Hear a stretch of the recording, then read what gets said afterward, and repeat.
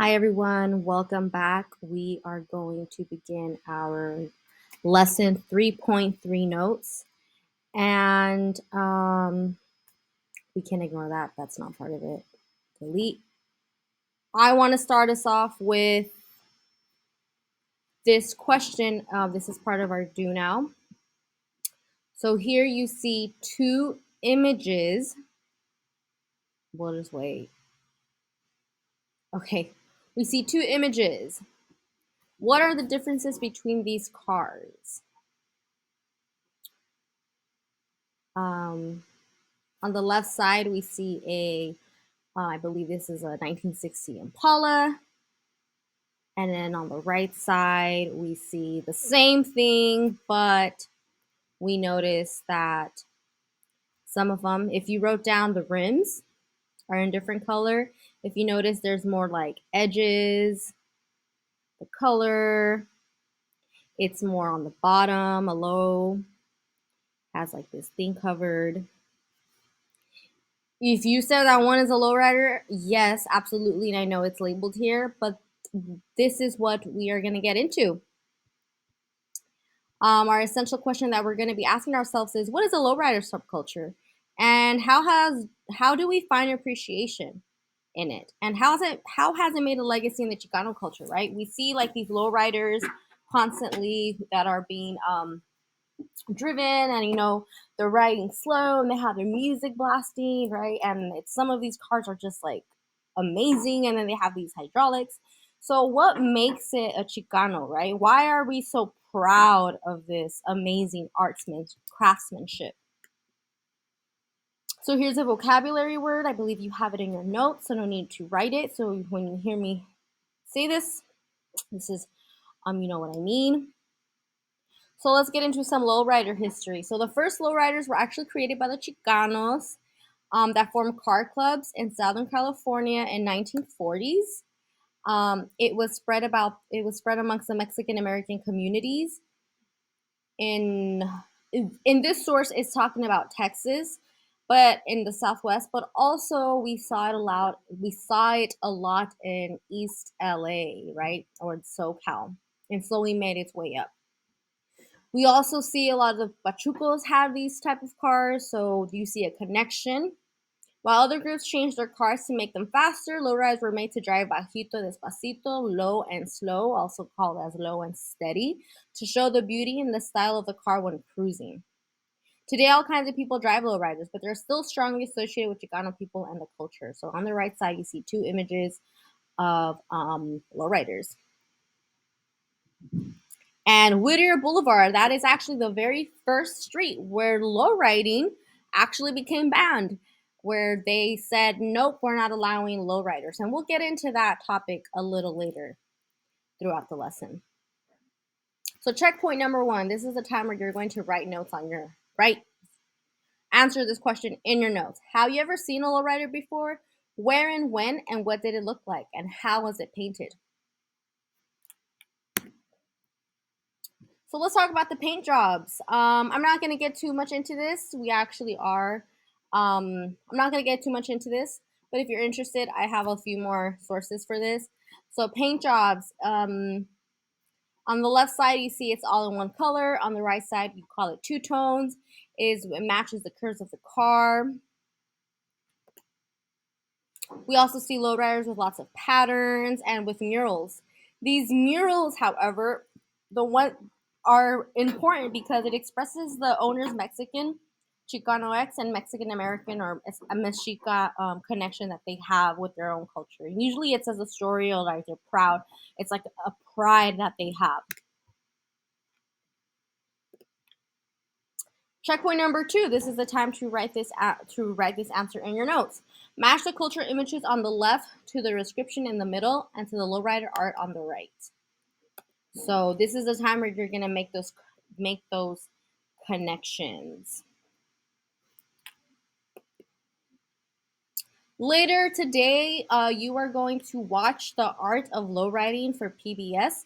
This was actually a documentary that was shot here in San Jose in 1983.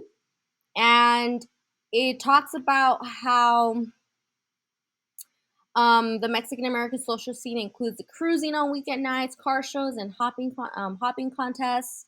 The car is driven slowly to better be appreciated. It is art, but it's street art, living art, folk art.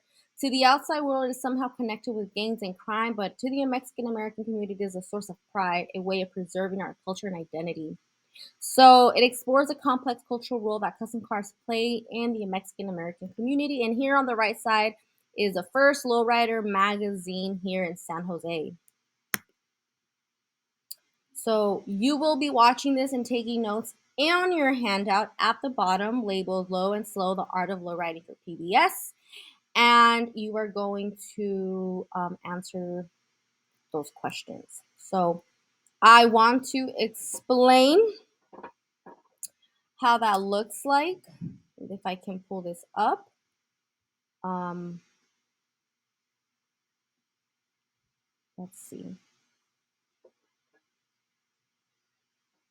I apologize that I wasn't prepared to show you. So you can wait, or at some point we can fast forward this. Okay.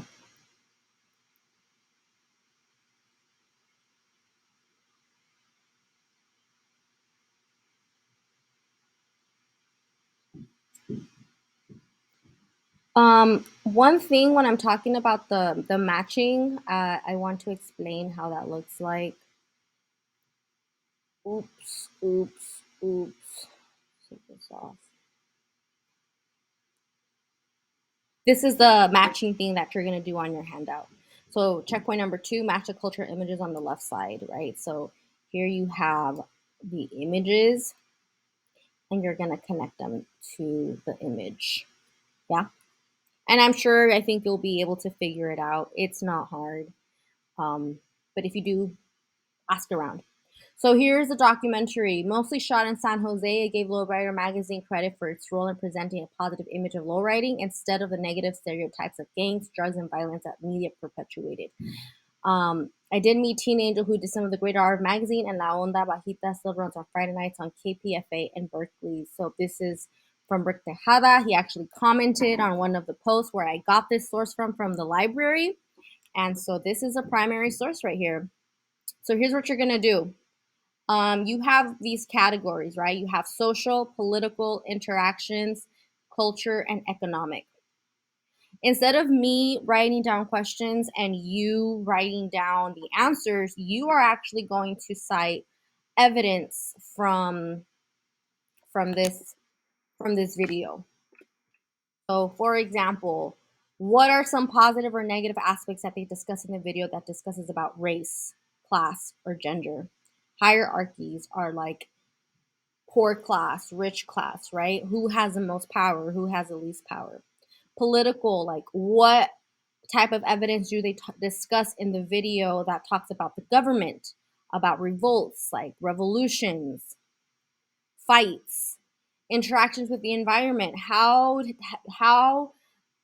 how did this event impact the living conditions or the people who live there, right? How did it impact them? Culture, what in this video discusses about culture. So a lot of the video is going to be about culture, economic, of like social class, right? And a lot of this video may also be about social and race. So most importantly, I just want you to know that it's what you perceive. And this type of work, this type of like note taking is actually what A push students do for AP classes. So y'all can do it, okay? If you are still unsure of how you're going to be taking notes, I will go over this in class. And that is going to conclude our 3 point